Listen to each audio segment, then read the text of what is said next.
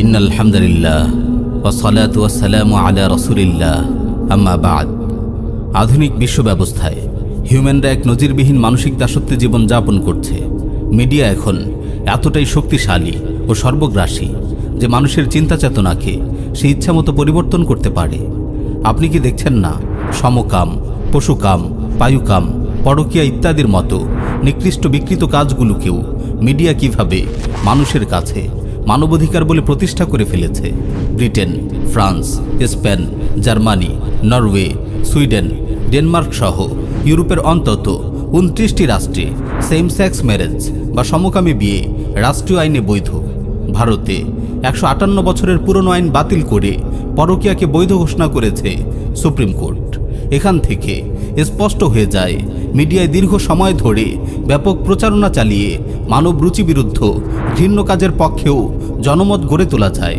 সুদ, বেভিচার, মদ্যপান, সমকাম, পশুকাম, পরকীয়া ইত্যাদির মতো সর্বাংশে ক্ষতিকর বিষয়, যেগুলোকে সমাজের মূল স্রোতের মানুষ যুগ যুগ ধরে ঘৃণাভরে প্রত্যাখ্যান করে আসছে, আজ দাজ্জাল মিডিয়া ব্যাপক প্রচারণা চালিয়ে সেগুলোকেও মানবাধিকার রূপে প্রতিষ্ঠা করে ফেলেছে।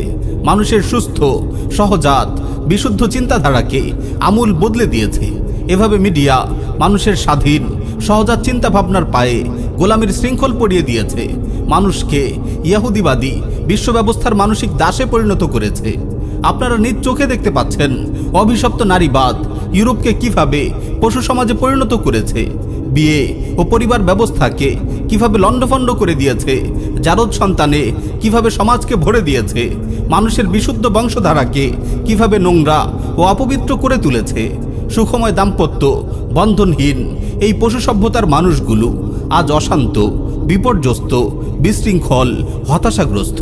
পদে পদে যেখানে শোনা যায় আত্মহত্যার নির্মম পদধ্বনি, তারপরও মিডিয়া এই সুখহীন, লণ্ডভণ্ড, দুর্গন্ধময় পশু সভ্যতাকে মুসলিম বিশ্বের সামনে উন্নতি ও প্রগতির মডেল রূপে উপস্থাপন করছে।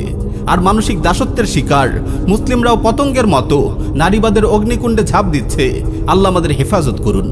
ফেসবুক, টুইটার, ইউটিউবের এই যুগে মানুষের চিন্তাভাবনাকে ইহুদিবাদী বিশ্ব ব্যবস্থার কর্ণধাররা আরও প্রত্যক্ষভাবে প্রভাবিত করতে পারছে।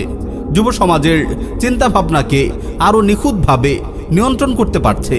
ইন্টারনেটের অভিশাপে মুসলিম তারুণ্য ঝাঁকে ঝাঁকে হারিয়ে যাচ্ছে নীলের সাগরে, গা ভাসিয়ে দিচ্ছে ভোগবিলাস ও অশ্লীলতার জোয়ারে।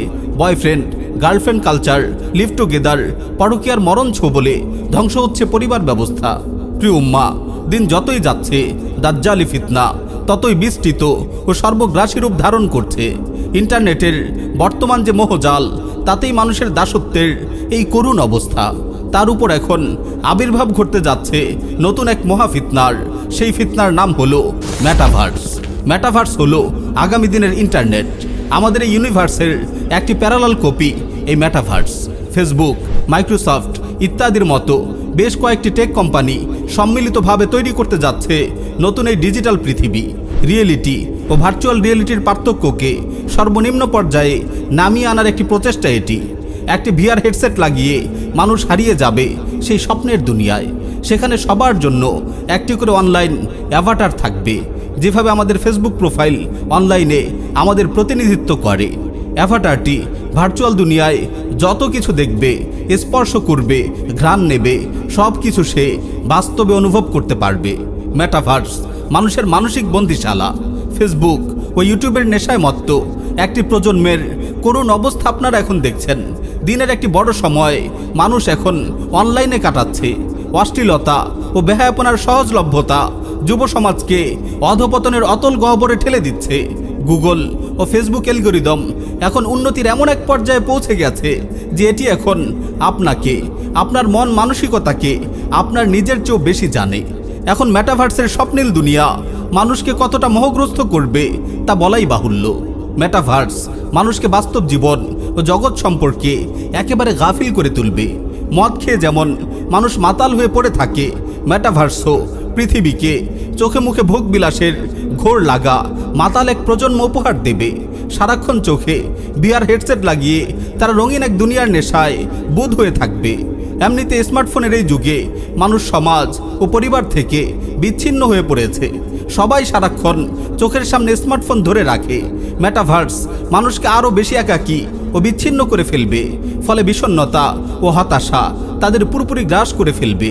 এই হতাশা ও মানসিক চাপ থেকে বাঁচতে তারা চোখে মুখে VR হেডসেট লাগিয়ে আবার মেটাভার্সের রঙিন দুনিয়ায় হারিয়ে যাবে।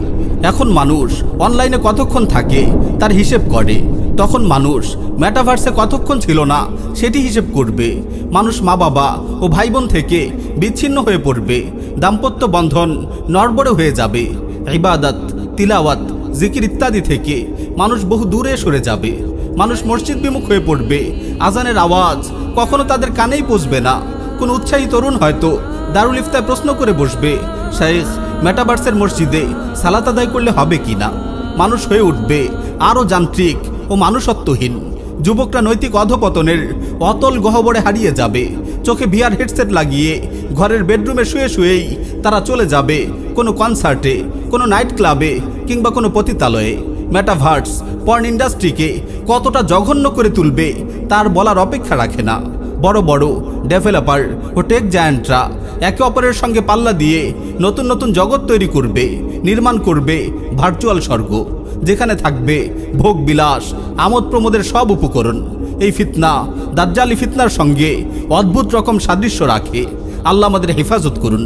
গেম ডেভেলপাররা ইতিমধ্যেই মেটাভার্স প্রযুক্তিতে প্রবেশ করে ফেলেছে। লক্ষ লক্ষ মুসলিম যুবক আজ গেমের দুনিয়ায় নিজের জীবন নিয়ে ছিনিমিনি খেলায় মেতে উঠেছে। নির্যাতিত নিপীড়িত উম্মার কথা তাদের মনে আর উকি দেয় না। ফিলিস্তিনের কথা আর তাদের মনে পড়ে না। বাইতুল মাকদিসের কথা আর তাদের মনে পড়ে না। কাশ্মীরের কথা, আরাকানের কথা, পূর্ব তুর্কিস্তানের কথা তাদের মনে পড়ে না। সিরিয়া, ইয়েমেন, ইরাকের কথা তাদের মনে পড়ে না। দাওয়া, ইদাদ ও জিহাদের ফরজ দায়িত্বের কথা তারা বেমালুম ভুলে গেছে। রক্তাক্ত, ক্ষতবিক্ষত, নিষ্পেষিত মুসলিম ভাই বোনদের করুণ আহাজারিতে ভারী হয়ে উঠেছে পৃথিবীর বাতাস। কিন্তু মুসলিম তরুণ কানে হেডফোন চাপিয়ে ঘুরে বেড়াচ্ছে গেমের মোহময় দুনিয়ায়। মেটাভার্সের স্বপ্নের দুনিয়ার মানুষেরা পরিবার, সমাজ, বাস্তবের পৃথিবী কোথায় গেল এসব নিয়ে মাথা ঘামাবে না। মানুষ সব সময় জীবন থেকে পালিয়ে বেড়াবে। তাদের সব চিন্তা ভাবনা ঘুরপাক খাবে মেটাভার্সে। বাস্তব জগৎ তাদের কাছে নীরস, ধূসর, বর্ণহীন মনে হবে। অনেক মানুষ স্বপ্নের জগতেই হঠাৎ হারিয়ে যাবে না ফেরার দেশে। ইহুদিবাদী বিশ্ব ব্যবস্থার খলনায়করা পুরো মানব জাতিকে এভাবে তাদের মানসিক দাসে পরিণত করবে। কি উম্মা, দাজ্জালি ফিতনা ক্রমশ গ্রাস করছে গোটা পৃথিবীকে। ফিতনার এই যুগে আমাদের সচেতন হতে হবে। ইন্টারনেট যেন আপনার ইমান আমল বরবাদ করতে না পারে। বিশেষ করে তরুণ সমাজকে বলবো, আমার ভাই ও বোনেরা, আপনার ইসলামের ভবিষ্যৎ কাণ্ডারি। আপনারা যদি ফিতনার আধারে হারিয়ে যান তাহলে এই উম্মার হাল কারা ধরবে?